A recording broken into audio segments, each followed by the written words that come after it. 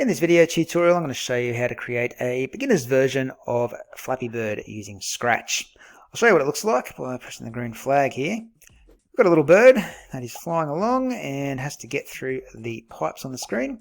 Each time he gets through a pipe, he earns himself 1 point, as you can see in the top left of the screen.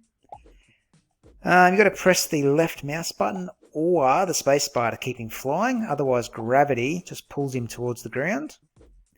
And if you do hit the ground or one of the pipes, it is game over. Okay, so as you can see, my score was 7 in this case. I didn't quite get the high score of 9, so it didn't update. But each time you play the game, you do have that high score there to try and beat.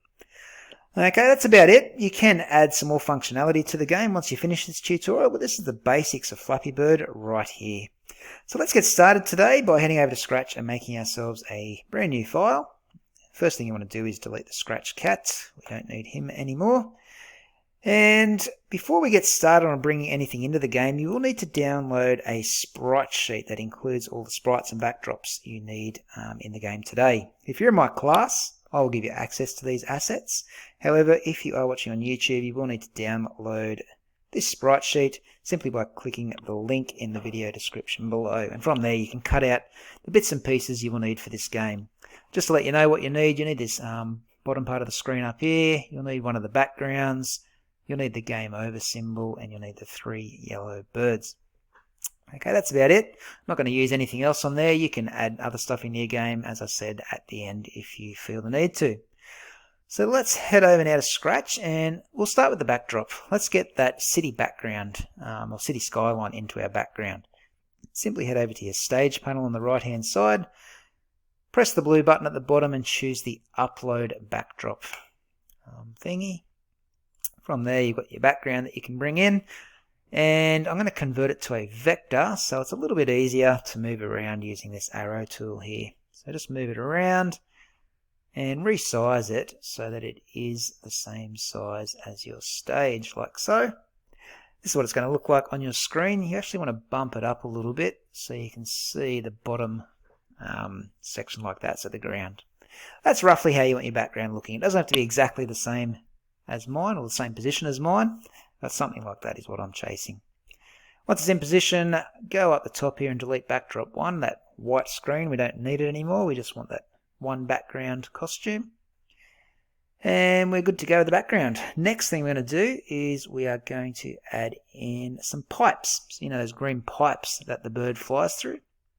Instead of bringing them in from the Sprite Sheet over here, you can if you want. I think it's a little bit more technical and shows a bit more skill if you create them yourself. So what I'm going to get you to do is make your own sprite by heading down to the Sprites panel list here and choosing the paintbrush to paint your own sprite. Now to create these pipes, it's rather easy. All you need to do is grab your rectangle tool.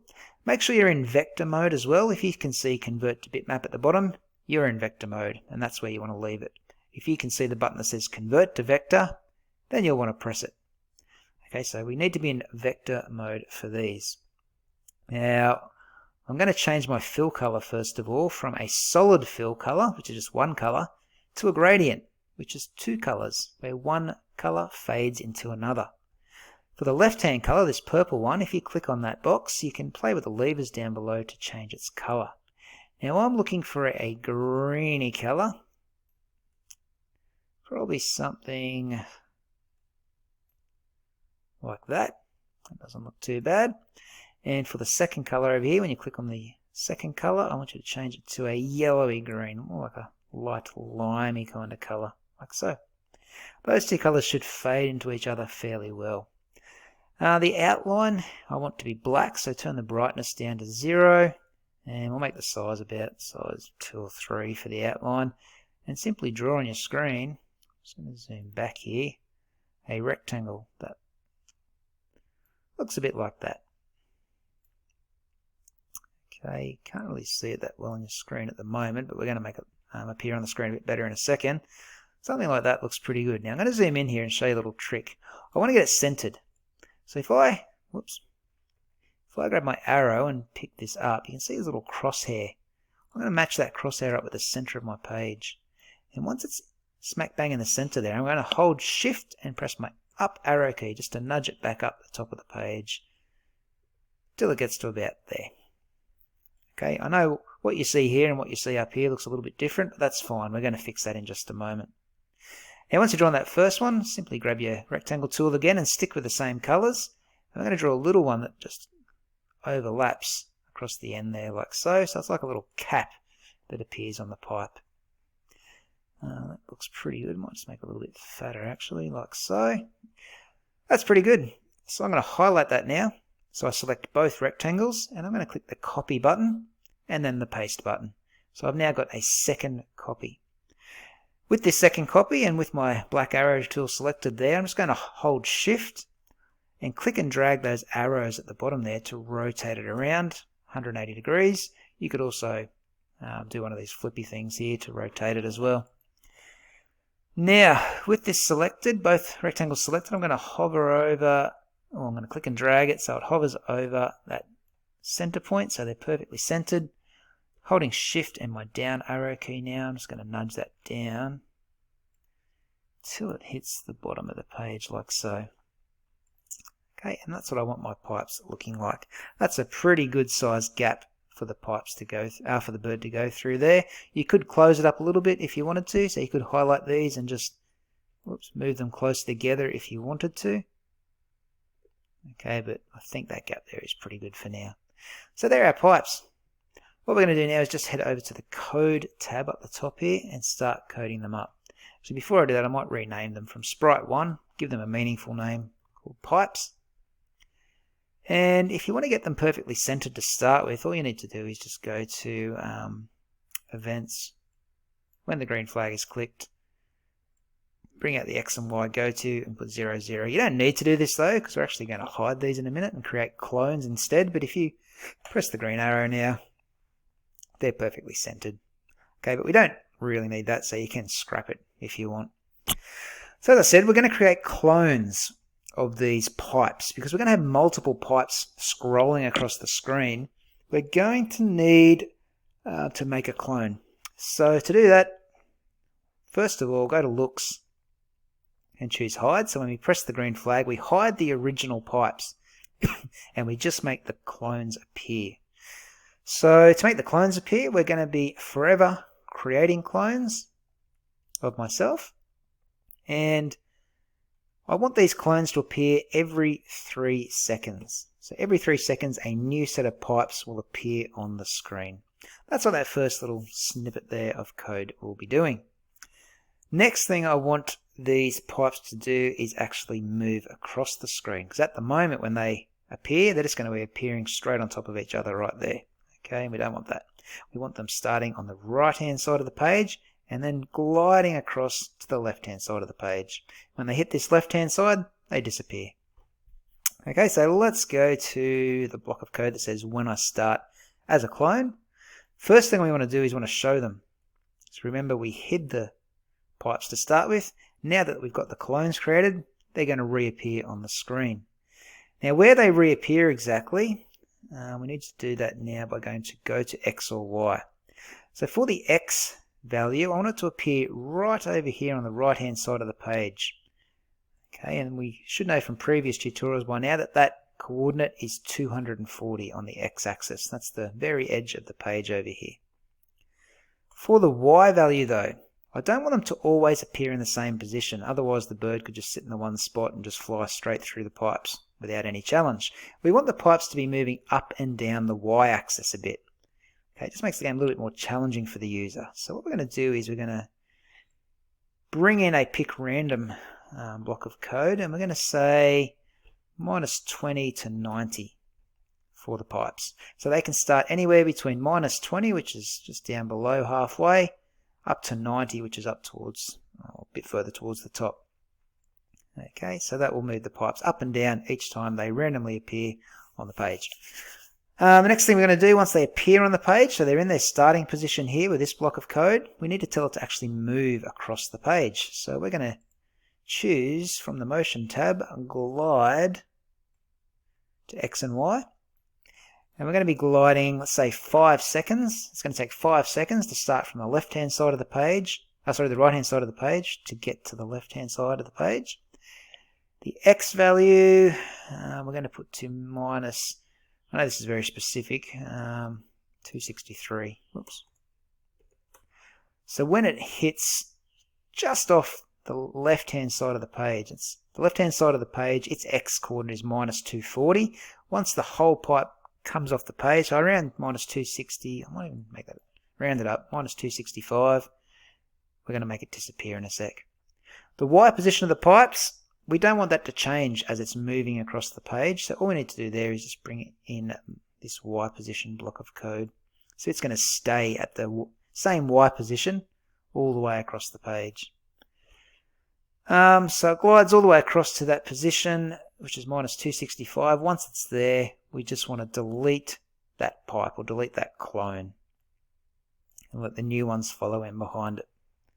Okay, a little bit confusing, but let's give it a run. So our pipes started at 240 over here and they're gliding. It's taking them 5 seconds to move across the page. And you'll see the gaps will be moving up and down, not by a lot, but a little bit throughout the game. Okay, this minus 20 here could potentially be moved down a little bit lower. So maybe let's try minus 40, make sure it's not too low. That'll give us a little bit more variety in the heights of the pipes. Okay, they're all coming out pretty similar at the moment, but you're seeing they are changing ever so slightly. This 90 here, we might even be able to bump up a little bit. Oh no, I don't want to change it too much. That one's pretty high. That's pretty good, and that one's pretty low, so that'd be a bit of a challenge there. So that's working well. I reckon that's the code we need to stick with. Okay, one thing I do want to change now, though, is these pipes at the bottom. Okay, at the moment they're above the ground here.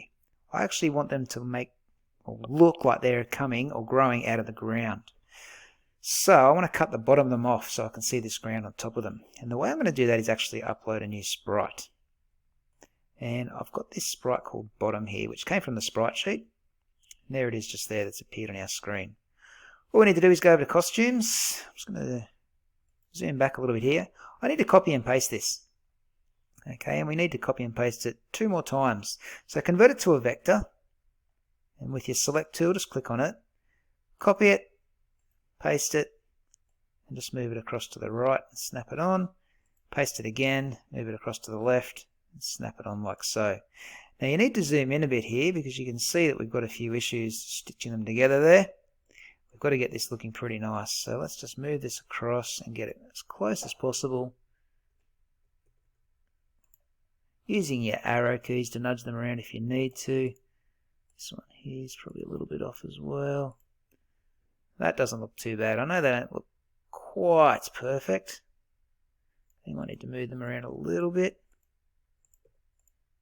But once you've got them near enough, you're barely going to notice any difference. That looks pretty good. When you zoom out, it should look something like that. Okay, so that looks good. What we need to do now is just go back to our code and tell the computer where to position it exactly. So it's a bit of a guess here. So when the green flag is clicked, just tell it to go to some X and Y coordinates. Now the X value we know is going to be 0, so it's still centered in the middle of the page. If I run that now, it just moves it into the center of the page, but we want to move it down. So I'm going to have to guess here. I'm going to guess about minus 150 and see where that ends up. Probably a little bit high still. So maybe minus 160 would be a better option. That doesn't look too bad there. Could potentially still be a bit high. Minus 165. Minus 164. Everyone who does this tutorial is going to have different numbers. Okay, this is just a bit of trial and error. Until you get it looking something, I guess, like that. I've got this tiny little brown strip you might be able to see just across the top of it there. I like that, so I might stick with that. So that's it. We've got our ground in now, and the pipes look like they're growing out of the ground. And I think that looks a little bit better than having them over the top. Okay, so that's all the code you need to put on that bottom section. Next thing we might put in is the little bird. Okay, so we've got the pipes, we've got the bottom. We'll put the bird in now so it looks like he's flying across the page. Now for the bird, there's 3 sprites to pick from. Let's upload the first sprite, which is going to be the bird wing down. You'll see that we've got bird wing normal and bird wing up as well. And these three together will make a little animation to make it look like the bird's flying. But for now, all I want to do is bring in that first one, bird wing down, and rename the sprite to just bird. We don't need bird wing down. Now with the bird selected, go to the costumes and you can hit this blue button at the bottom to upload the other two sprites. So the wing normal, and do it again to get the wing up. And I want you to do it one more time to do the wing normal again. Just upload that wing normal. It is a cycle of events here. This like animation needs to start in the down position, so you can see the wing is down. Then it goes to normal where it's just horizontal. And the wing goes up. And then it goes back to the mid position. And then it loops back around to the start and goes down again. And that is our animation that's just going to keep repeating to make it look like our little bird is flying. Let's code it up now to make it actually work. So in events, when the green flag is clicked, let's put in a forever loop so it's always going to look like it's flying. And in looks, simply choose next costume. Now it's going to go a little bit quick when we test this, and if we test it, it's working. A little bit hard to see as well. Let's make his size a bit bigger. So instead of 100% size, double it to 200%. And you can see your bird a bit clearer now. So as I said, he's flying a bit too quick. Okay, so what we want to do is slow him down by going to control and bringing in the wait 1 second and making that about 0.1 seconds. So it now waits 0.1 of a second before it moves to the next costume. You can see that works a lot nicer. It looks like he's just cruising along with his wings flapping. So that's an easy way to make your bird look good. Next thing I want to do is I want to put him in his starting position. So I want him to start in the same spot each time. So when the game begins with the green flag, let's put his X and Y position in. I'm going to say for the X-axis, let's put him up in the, actually put him about minus 100 and up in the air a little bit at about 50. Let's see where that goes. So that's his start position there. That's not too bad. Once he's in that start position and he starts flying, what I want to happen is I want gravity to pull him towards the ground. So at the moment he's just cruising along, but I want the gravity to pull him towards the ground by simply going to the forever loop here. We want gravity to always be on and forever pulling him towards the ground. And the way we pull him towards the ground is in motion. We just change his Y value. So on the Y axis, we're going to pull him down -4 steps at a time. Okay, so let's run that, and you'll see that he starts falling towards the ground until he hits the bottom. Okay, next thing we want him to be able to fly. So instead of gravity pulling him all the way to the ground, we want to be able to click our mouse button or our spacebar to make him fly back up in the air. And then it's just a bit of a balance between the gravity pulling him down and us clicking the right button to make him fly at the appropriate height. So let's start with the spacebar event. That's the easier of the two. In events, we've got this option when space key is pressed. So when we press the spacebar, we want him to go back up in the air. So it's an easy one. In control, bring out, repeat 10 times, and then in motion, change Y by 10. So that's going to move him back up the Y axis when we press the spacebar. Let's have a look. There you go. So I've got to press it a few times to get him flying up high.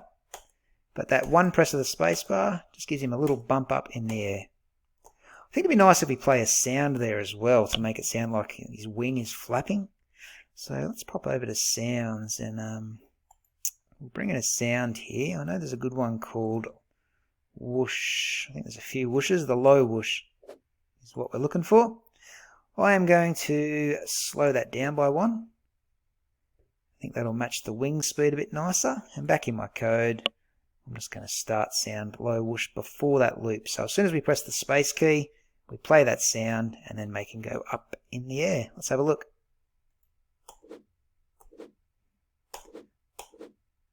Yeah, nice. That's working well. Okay, that's the spacebar event. What I want to happen next is the mouse button to do the same. So when we press the left mouse button, I want him to fly up in the air and play that sound as well. We have to do it a little bit differently. We have to go back to events and do another green flag. So when the green flag is clicked, we actually need to do an if-then statement. So bring out your if statement. And we're going to be sensing if the mouse has been pushed down. So if our mouse has been pushed down, then we can repeat this little bit of code here. So just duplicate it and drop it in there. So we play the sound of his wing flapping, and then we make him go up in the air.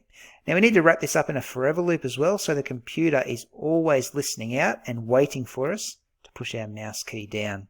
If we don't do a forever loop, then the computer reads that code super quickly when our game starts and then forgets about it. But with that forever loop, our computer is now always waiting for us to push that mouse key down, mouse button down. And we can start flying. Nicely done.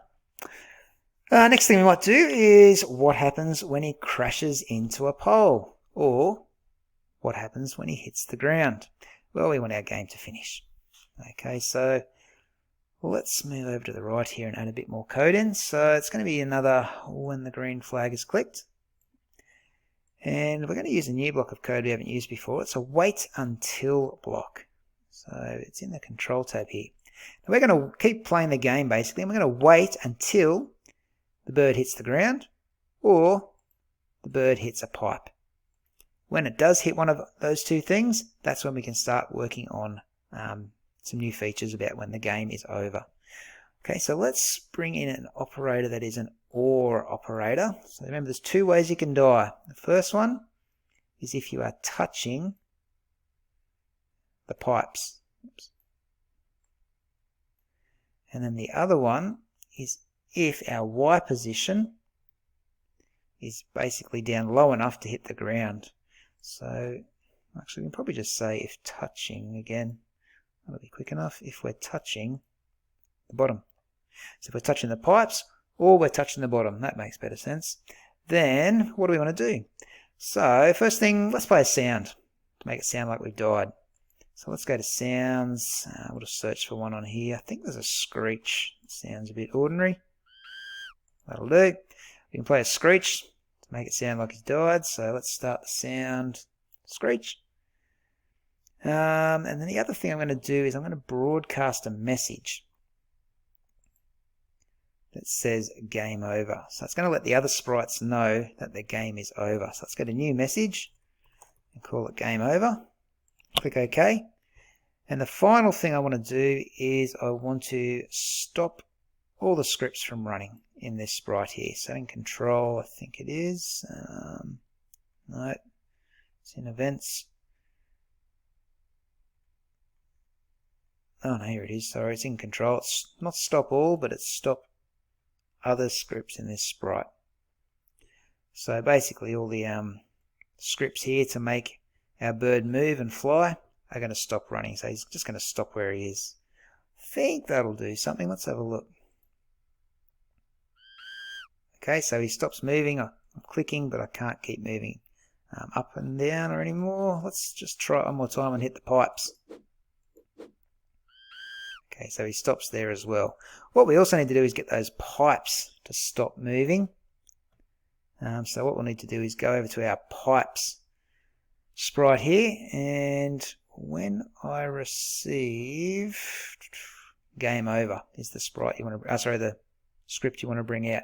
When I receive game over, let's stop, not all, but all the other scripts in this sprite.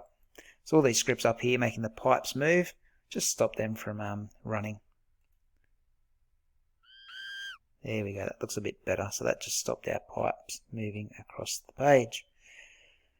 So that's working well. Next thing we might add in is a score. So we want to get 1 point each time our bird flies through a set of pipes. So we're going to need to make a variable for that. I've talked about variables in the past, but just very quickly to touch up on those. Variables are like boxes or buckets that hold information, and in that bucket we're going to be putting our score. That score can be updated throughout the game, or that information in the box or the bucket can be updated throughout the game. So it starts at 0.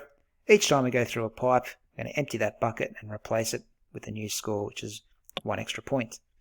So let's make a variable. Let's call it score. And when you press OK, you'll see your score appears up in the top left-hand corner. So we're going to stay on the pipes here for this one. We're going to put in another block of code that says when I start as a clone.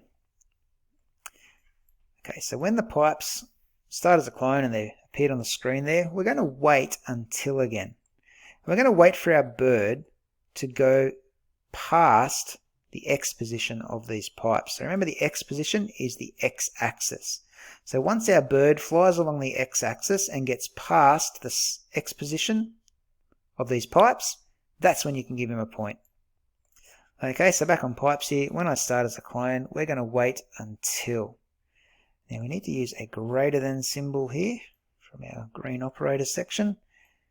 And we're looking for the X position of the bird. So this is a tricky one to find, but it's in this sensing tab. You'll probably see this one here that says backdrop number of stage. We actually need to drag that out. I'm going to change stage to bird, and then it should give you the option to be X position. Okay, it's a bit of a confusing one, that one. So we wait until the X position of the bird is greater than the X position of the pipes. So we can just simply do that one by going to X position, because we are clicked on the pipes, so it's going to look at the X position of the pipes. Okay, so once our bird goes past the pipes, that's all that is saying, that's when we can give ourselves a point. So we can change our score by 1. That changes that score variable up here, empties out the number 0 from the bucket, and replace it with the number 1. And our score just keeps going up from there. Another thing we might do is just play a sound to let the user know that they have gone through the pipes. So we can just play a quick pop sound, I reckon. So in sounds, we should already have a pop there. So just grab start sound pop, and you can drop that in to the bottom of the code there as well. So let's give that a go. Watch my score at the top as I get through the pipes here. Whoops. I did just get through. You heard the pop sound. There we go. Now you might have noticed each time I start the game, my score is carrying over from the previous game. We definitely don't want that. So what I'm going to do is in my variables, set my variable to 0. I'm going to drop it into that first block of code and say set score to 0. So each time we click the green flag, we set our score to 0. Now, if you think back to when I showed you an example of the game, we had a high score menu as well. So we've got a high score to try and beat. The way I did that was I made a new variable called high score. Okay, remember I'm in my variables tab here. You'll see high score appears on your page. I'm just going to drag it and drop it over the right hand side like so. And with high score, we're not going to set it to 0 to start with. What I'm going to do is this game over one. When I receive game over, not only do we stop all the scripts in the sprite, we also want to check to see if our score is actually bigger than the current high score. And if it is, we're going to update it. So let's just do a quick if-then statement. So if our score is greater than the high score, so let's grab the greater than operator. In our variables, if our score from our game that we just played is higher or bigger than the current high score, then we just replace it. So we go set high score to the new high score, the current score that we got that beat it. A little bit confusing, I know, but that's that. So now when we run the game, we should start on 0 as our score. Our high score is also 0. If I crash, I got 1 point, and now my high score has been set to 1. If I run that again and get through 2 pipes, we should get a new high score. Let's crash. You'll see now my high score is updated to the new high score in the game. Alright, so I've got our score working well, our bird is flying well. What I'm going to add in now is some background music, just to keep the player amused during the game. I guess it's a little bit awkward, the silence. All we're hearing is a flapping wing. So what I'm going to do instead is put a bit of background noise in there. So in sounds, I'm on the bird sprite here, by the way. In sounds, I'm going to load up a new sound from scratch, which is called hip hop. It's this one here. Okay, now with hip hop, it sounds good until it repeats over again. and when it repeats itself, there's this awkward gap for a split second there as it repeats itself. Okay, I'll just put some code on this to make it play, and then you'll see what I mean.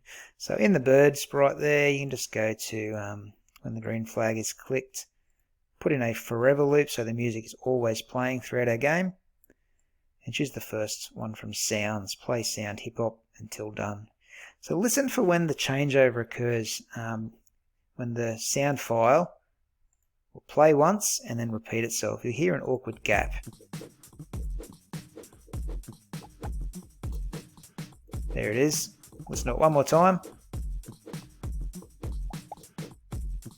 Okay, that's a typical Scratch issue. So what I'm going to do, first of all, is make it a bit softer. And you can see the entire sound waves now. And you can notice at the very end of the sound wave and at the very start, there's a little fade in and fade out. I'm going to delete them. So at the start, where that sound wave sort of climbs up, I'm going to highlight it and simply press delete. And then at the end, where my sound wave starts climbing down, so it's getting softer, highlight it, delete it. Okay, and that will hopefully make it sound like a better loop. Let's have a listen. Not too bad. I know it's not perfect, okay, but you can play around with those and try your best to get them perfect, but I think that's okay. I'm going to make it a fair bit softer too. I don't want this to be loud music.